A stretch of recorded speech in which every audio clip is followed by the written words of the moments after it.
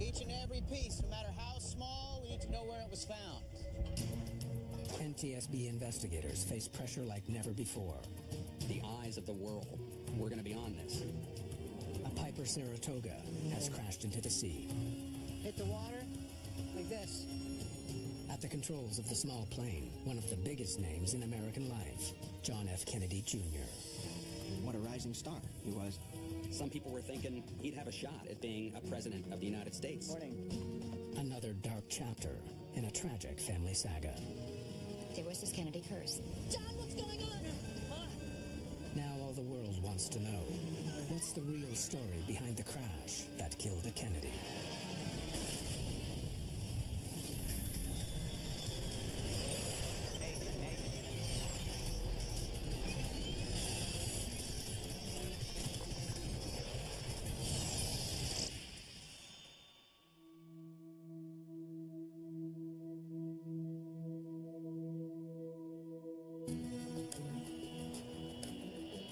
It's a warm summer evening at Essex County Airport.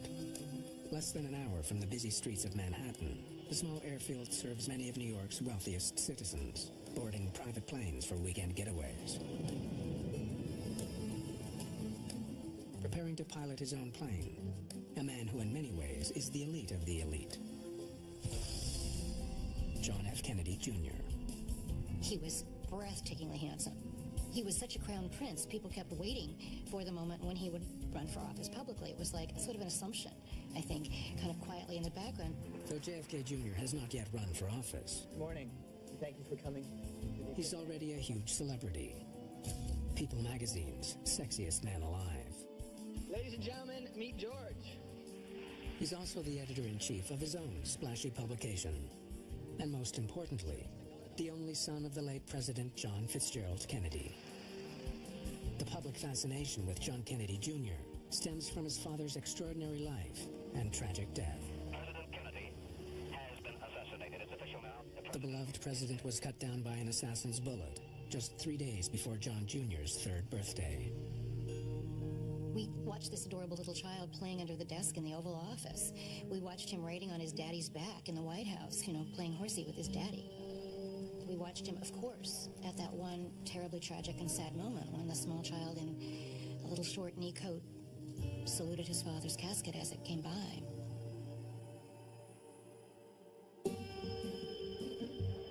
"36 years later, on a July evening, John Kennedy Jr. waits for his wife Carolyn, who's running late. They're flying to a family wedding. Also hitching a ride on Kennedy's plane is his sister-in-law, Lauren Bissett. Any word from your sister? No, stuck in traffic, I guess. We're dropping you at Martha's Vineyard, right? Yeah. All right. John plans to drop Lauren off and continue on with his wife to the Kennedy family compound at Hyannisport, Massachusetts. I think that he was impatient to get to the wedding. He was probably testy, who wouldn't be. I want to be ready to go as soon as she gets it. Though he's had his pilot's license for more than a year, this will be the first time Kennedy has flown solo since breaking his ankle 6 weeks ago in a hang gliding accident. He liked extreme sports. He liked to take risks. He liked to push limits. He wasn't satisfied with living just in the straight and narrow lane. At 8:20 p.m., Kennedy's wife, Carolyn Bissett, arrives at the airport. Carolyn Bissett was an American beauty.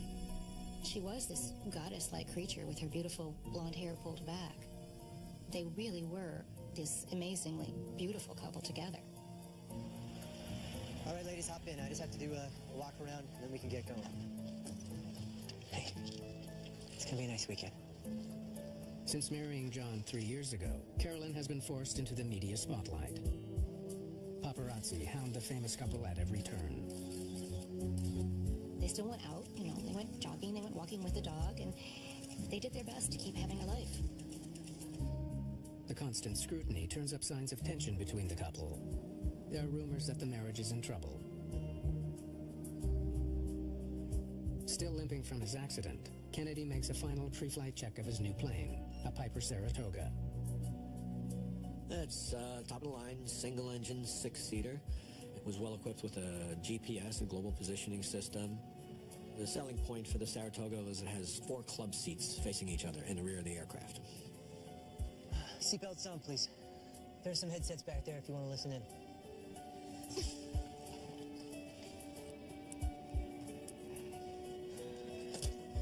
All right, battery on, fuel pump on, and propeller is clear. The flight to Martha's Vineyard should take about 90 minutes. After that, it's just a short hop to Hyannisport. The route from Essex County Airport to Martha's Vineyard, he was quite familiar. He'd done it several times.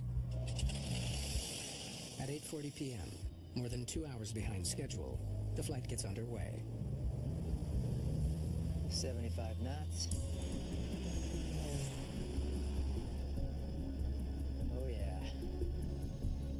Like many private pilots, Kennedy is flying under visual flight rules, or VFR. You stay clear of clouds, you have to have good visibility. You're always looking outside, able to see the horizon and orient the airplane using your visual cues. That's the best view of New York you're ever going to get. Once you turn towards the east, you had a nice view of Manhattan, the Hudson River. On a good day, you could see, 30 miles or so at altitude.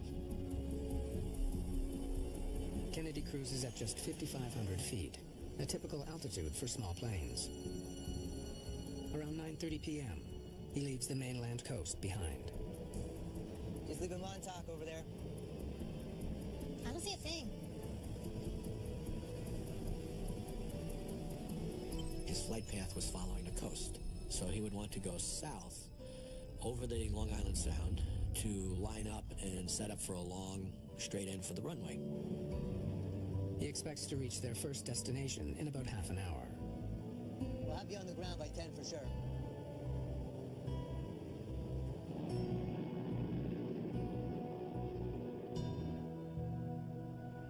But by 10 o'clock, Martha's Vineyard Tower. Airport security here.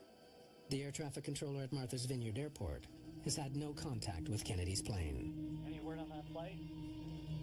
Negative. I haven't been notified of that arrival. Overdue flights are not uncommon. But as the hours pass with no sign of the Piper Saratoga, a chilling reality sets in.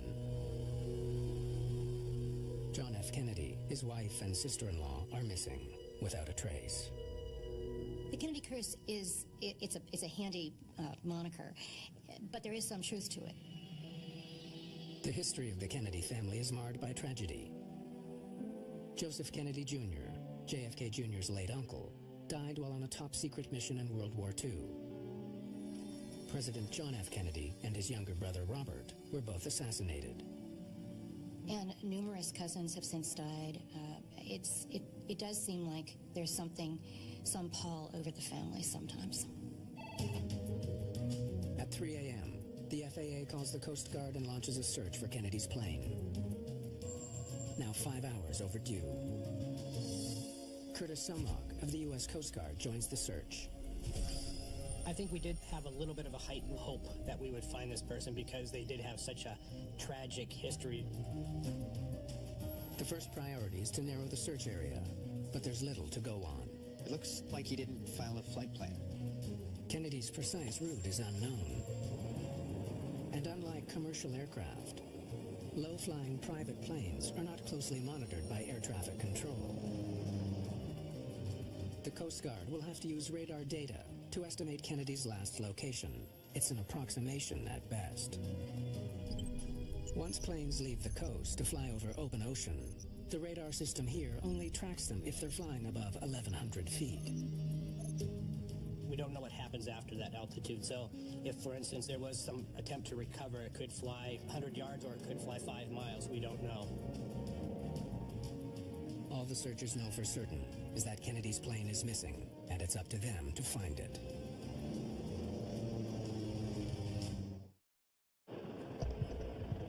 At first light, the U.S. military and local law enforcement join forces with the Coast Guard in a desperate hunt for Kennedy's plane. Everyone knows that if the small plane ditched at sea, survivors won't last long in the cold Atlantic waters. The scale of the effort to search for the aircraft, it was massive. Typically, that doesn't happen in most general aviation accidents, but this was, this was JFK Jr., and it captured the eyes of the country and the world. News that JFK Jr., one of America's favorite sons, is missing stuns the nation. The public wants answers. As soon as this story broke, the media vans were on the roll, and it seems like every major news organization had a presence in our parking lot. Trying to spot the 3 survivors in miles of open water is a mammoth task. It's extremely difficult because you're basically looking for something that's about the size of a basketball, and you're flying 100 to 300 feet above that. The outcry from the public was great, and there were people getting in their private boats to go out and help search. As the search effort continues, all of America seems to hold its breath. People were captivated by the story because, on the one hand, how could this happen? On the other hand, there was this Kennedy curse. As the hours pass, millions across America and around the world begin to fear the worst. John Kennedy Jr. may be lost forever. The day after Kennedy's plane went missing, searchers make a grim discovery. Pieces of aircraft debris floating in the fast currents off Martha's Vineyard. There was part of the nose wheel, some cushions, one of the suitcases was in there, and then various other parts that were unidentifiable from the aircraft. The shattered pieces leave little hope that anyone is alive. Everyone was hopeful that there would be another outcome, but it just never came. Meanwhile, the National Transportation Safety Board is already at work trying to figure out what went wrong. How you doing? Former U.S. Army pilot Robert Pierce will be the investigator in charge. This one's a national tragedy. People are going to be wanting answers. In terms of the visibility, the curiosity by the American people, this was Bob Pierce's biggest assignment as an investigator in charge. Let's see what the FBI has on him. Pierce immediately faces the possibility the plane was brought down by a deliberate criminal act. Well. FBI files reveal that John F. Kennedy Jr. has been the target of at least 3 kidnapping threats. The most recent, just 4 years earlier, in 1995. Not everybody loved the guy. Because it was a political figure on board, there were many causes that were being repeated about potential terrorist attacks, a bomb on board, was it shot down?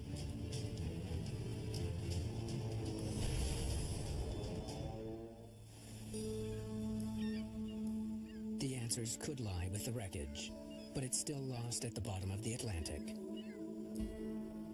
Navy divers scour the ocean floor searching for sunken debris. Let's go. For now, investigators must learn what they can from the Saratoga's flight path.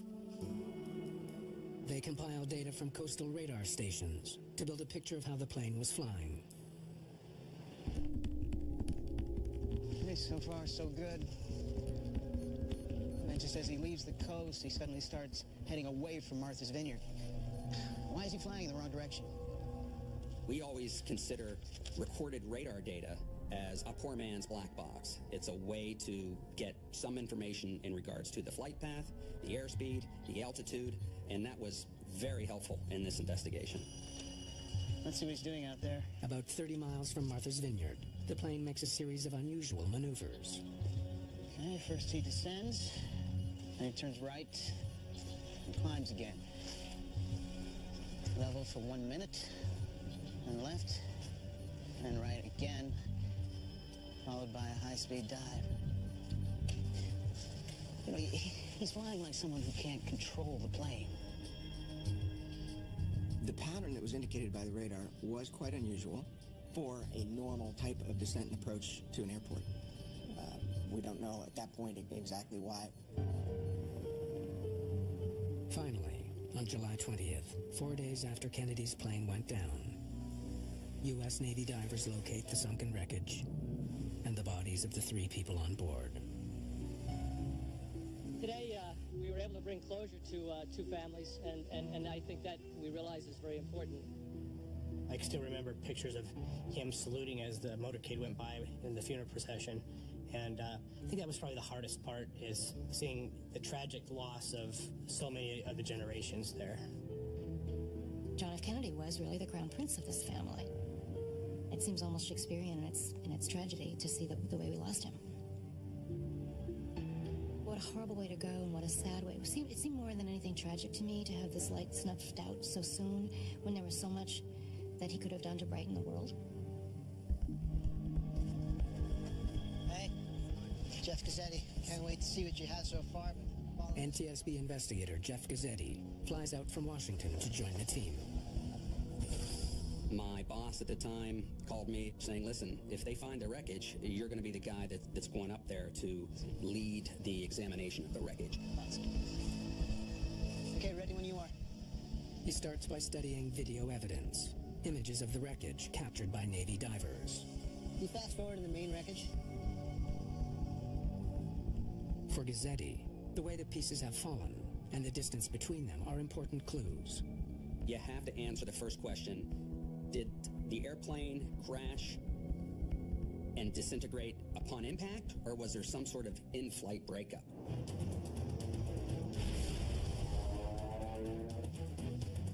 He hopes to answer that question by locating what investigators call the four corners. Wing, tail, nose. When the nose, the tail, and the two wings are found close together, it's powerful evidence that the plane was intact when it hit the ocean. Looks like it was in one piece till it hit the water. All the major components of the airplane were in a localized area 120 feet beneath the surface of the water. So we were very confident that this was not an in-flight breakup. And that's the best view of New York you're ever going to get. The discovery helps put to rest lingering fears that there could have been a bomb on board. It was important to settle on the fact that this was not an in-flight structural failure, because then we could concentrate on immediately examining the wreckage that we had. For investigators, eliminating one potential cause is a step forward, but the job has only begun. And Gazzetti knows he'll be feeling intense pressure every step of the way. The visibility, the crush of the media, the eyes of the world were going to be on this. So from that standpoint, I knew I had to do my job by the book.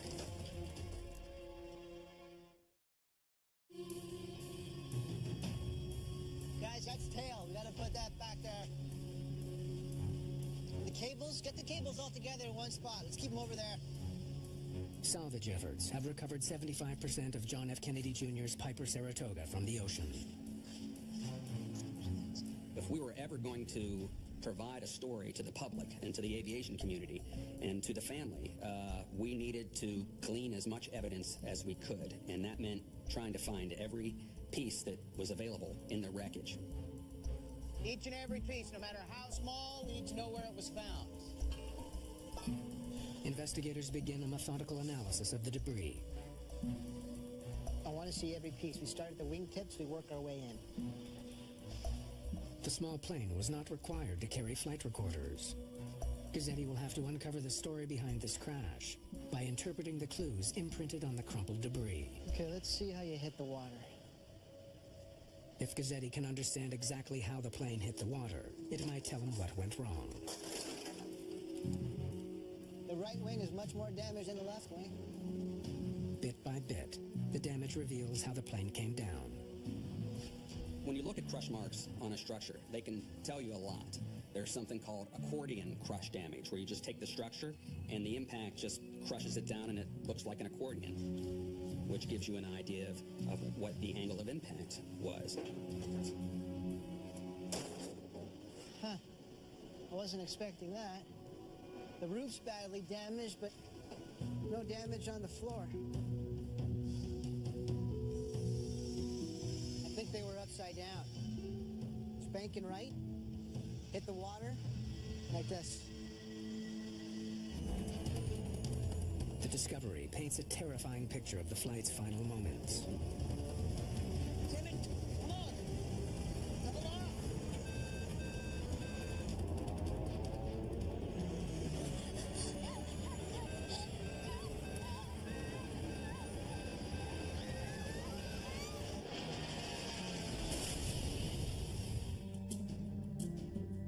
Investigators know how the plane hit the water, but they still don't know why.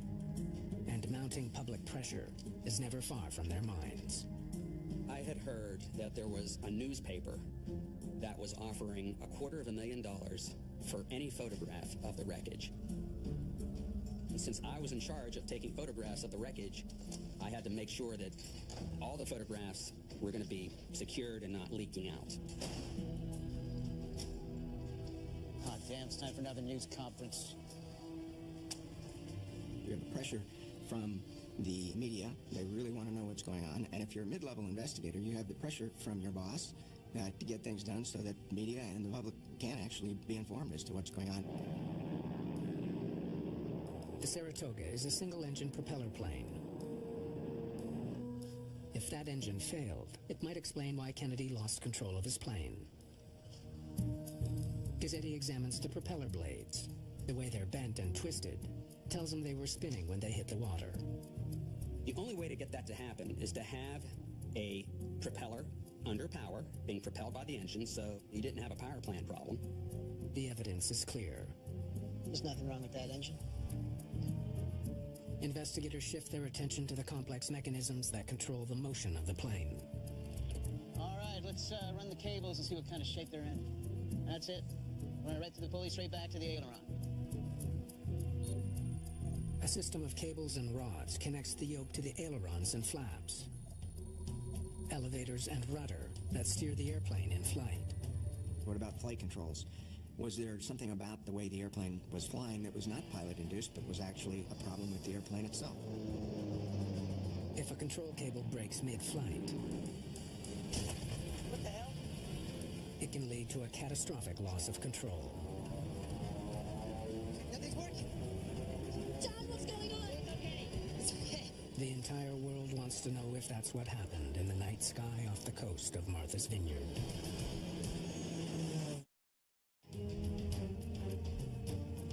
A close examination of the flight control system from JFK Jr.'s Piper Saratoga provides conclusive evidence.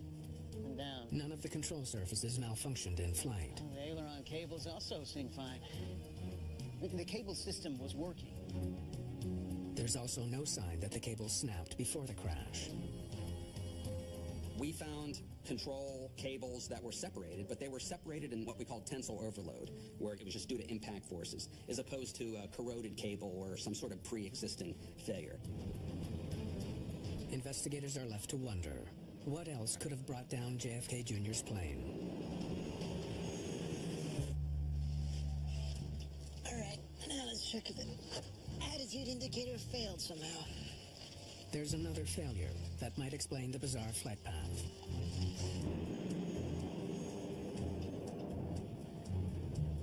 You good? Pilots rely on one instrument more than any other to warn them when they aren't flying straight and level. The attitude indicator tracks the plane's motion in space, up and down, left and right. If it malfunctioned and gave Kennedy faulty information, it might have fooled him into steering the plane into the ocean. Damn it! Come on! Level off! We harvested all of those components. We took them to the NTSB Materials Laboratory and photographed many of them and disassembled them and looked inside. There goes that idea. But after a thorough examination of all the aircraft's instruments, the search for clues comes up empty. The instruments are working perfectly. Investigators conclude there was nothing wrong with the Piper Saratoga. We found no evidence of any kind of pre-impact mechanical malfunction. All right. So you saw him out on the tarmac. The focus now shifts to the pilot. Do you know what time that was? Investigators ask witnesses to help them piece together the final days of John Kennedy Jr.'s life. Did you have a conversation with Mr. Kennedy? They hope someone will tell them something that might explain why he lost control of his plane. He spoke to you, didn't he? You're going to want to do kind of a 72-hour analysis of what the pilot was going through prior to the event. What his actions were, what his stressors might have been, who he talked to, what was on his mind, what his physical condition might have been. Those kind of things become very important in an accident like this. Why did the pilot fail to maintain control of the airplane? Was there anything out of the ordinary? They learned that Kennedy was seen leaning on crutches just before the flight. He had had surgery done on his ankle, and he had just had a walking type of cast removed the day before.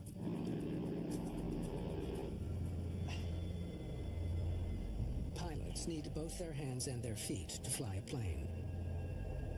When you apply rudders in the rudder pedal pressure in an airplane, it obviously goes through the leg and through the ankle.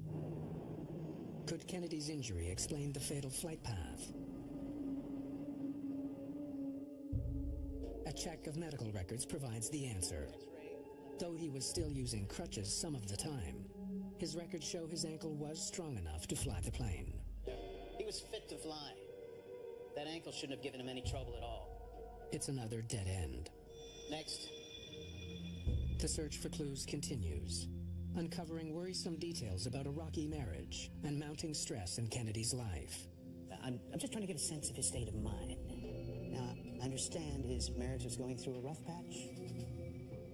For months, John and Carolyn's troubled relationship has been fodder for the tabloids. Perhaps the strain distracted Kennedy from the challenging task of piloting his plane.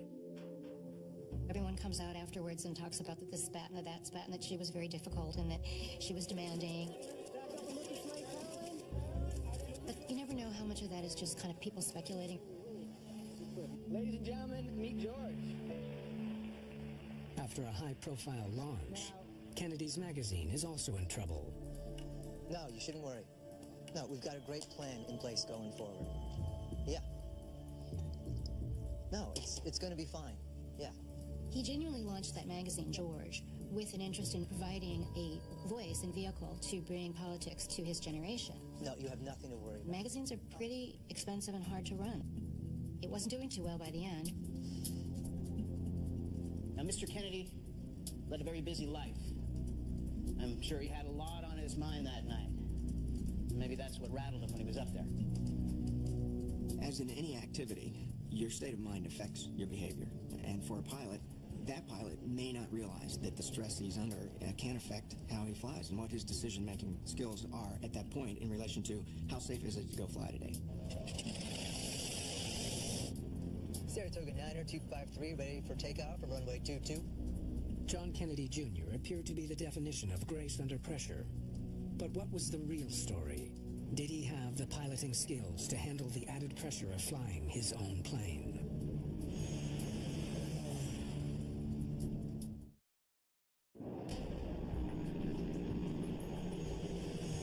Over 300 flight hours. He wasn't a total rookie. He had a fair number of flight hours under his belt. Investigators checked John Kennedy's training records to learn all they can about his experience as a pilot. So what did he learn in 300 hours? I'd like to try a few ILS approaches again today. Kennedy had been taking lessons on and off for 17 years, but he had relatively little experience flying on his own. Starting my descent now. In Mr. Kennedy's case, of the 310 hours he had, only about 70 to 75 were by himself, flying solo. 1, 2, 3, 4, 5, 6. There's another troubling detail. 11 different instructors. I can't imagine any of them got to know the guy too well. Kennedy trained with a lot of different instructors during those years. Should I throttle back more? I would not want to train the way Mr. Kennedy ended up training. I would prefer to stick with one instructor, especially during the instrument portion of that training. Hey, sorry I'm late. You with me today? Tim O'Neill was one of John Kennedy's instructors. He was a very busy person, so he'd be running in and running out. Sometimes he'd be running late. Hate that highway. It's always packed. It's not very helpful in a learning process to have other things on your mind. So, I read what you told my colleague. I just need to confirm a few things. Investigators learn of another tragic pre-flight choice, one that might have made all the difference. You actually offered to make the flight with him on that night? One of his instructors offered to fly with him the day of the crash. Thanks for the offer, but I want to do it alone. Yeah, no, I appreciate it, though. Thanks. That is probably the biggest point right here, is he made the decision to continue, not realizing the importance of the stressors that were on him himself and his own limitations. He's only qualified for visual flying. He hadn't finished his training for instrument-only flights. Investigators also learned Kennedy was still working towards his instrument rating, a crucial qualification for flying at night or in bad weather. Instrument flight is one of the hardest ratings to get when you're moving up through your licenses and ratings. And it involves flying without looking outside the aircraft, so that when you're in clouds, you can maintain control of the aircraft. So he wasn't ready to fly if he couldn't see.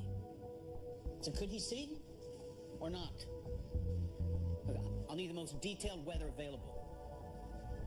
With an instrument rating, you're able to take off, fly into, through the clouds, and continue on where visual flight rules you would be unable to take off.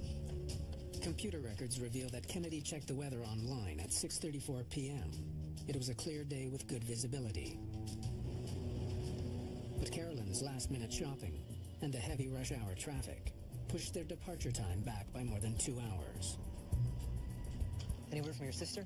No, stuck in traffic, I guess. No, it's Friday. I told her it was going to be jammed.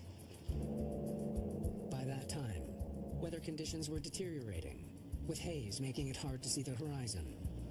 I just need to confirm... Interviews with pilots flying that evening reveal that visibility was especially bad below 6,000 feet, the altitude at which Kennedy was flying. Must have been pretty hard to see. There was some haze coming and going, and some stations reported some mist. Starting to get a bit sucked in. Hope it clears up for the weekend. Investigators believe Kennedy found himself flying in difficult visual conditions. Conditions too dark and hazy for a pilot used to relying on visual cues instead of instruments. Not a great night for this guy to be flying. Weather plays an immense role in all aviation accidents, even the ones that you might not think it would. They wonder if Kennedy was getting weather updates during the flight. 127.25. To get accurate information, he would have had to tune his radio to the weather transmission from Martha's Vineyard. The radio from Kennedy's plane is among the many parts salvaged from the ocean. Investigators test the radio to confirm that it was working. Then they check to see if it was set at the right frequency. Fingers crossed we can figure out what he had dialed in.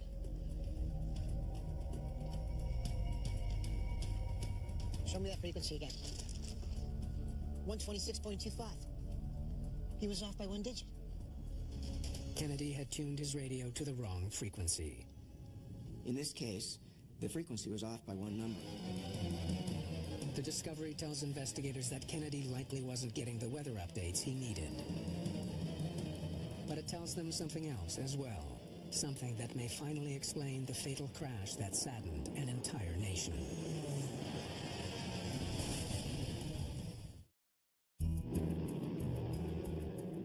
Investigators zero in on a theory that may explain the fatal accident that killed John F. Kennedy Jr., his wife Carolyn, and her sister Lauren. At the center of it all, a pilot in over his head, battling a mounting list of pressures. No, you shouldn't worry. No, we got it. I'm having problems at work. I need to get to this wedding. My ankle hurts. I get in the airplane. That's why I bought this airplane. I need to get from point A to point B. That's the whole point of having this airplane and learning to fly. So we're going to go. I think I know why things started to go wrong. 127. A badly tuned radio and a hazy night allow investigators to imagine a scenario that may explain the flight's tragic end. It started after he cleared New York. In hazy conditions, Kennedy would have no visual reference to tell him which way is up. Visibility was bad, and it's getting worse. He starts his descent. As it was getting dark in marginal conditions, he was in a very precarious area for visual flight rule of VFR flying. As he headed out over the water, and all those lights were behind him, all that visual reference was gone. He looks away from his instruments for like a second. 127.25. Remember, his frequency was off. Maybe he was trying to tune the radio. He might look to see if the frequency had changed, or if he had got it wrong in his mind. Still nothing. Just something weird with the radio. No big deal. While all of that's going on, it's quite easy for the airplane to slip into a little bit of a bank, one direction or another. If you're in a turn for an extended period of time, your inner ear can feel a reverse of the turn, and you can become spatially disoriented very easily. What the? What? Can't be. He looks back. His instruments are telling him one thing, his senses another. What the?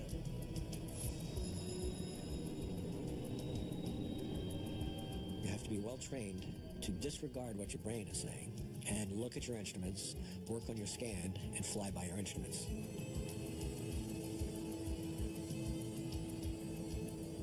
What the hell? John! John! Just wait. Come on. Level off. What are you doing? Climb.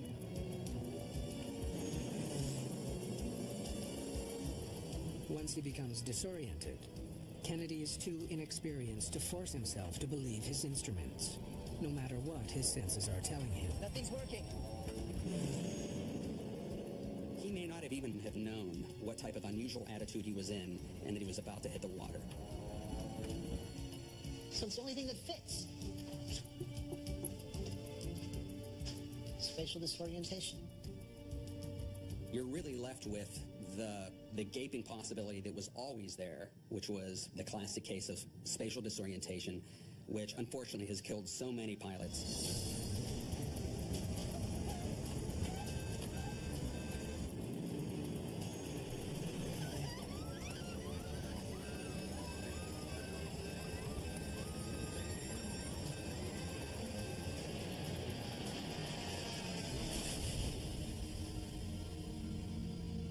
Investigators conclude that Kennedy's strange flight path is the result of his confused efforts to level the plane. That is one sorry flight path. Textbook disorientation.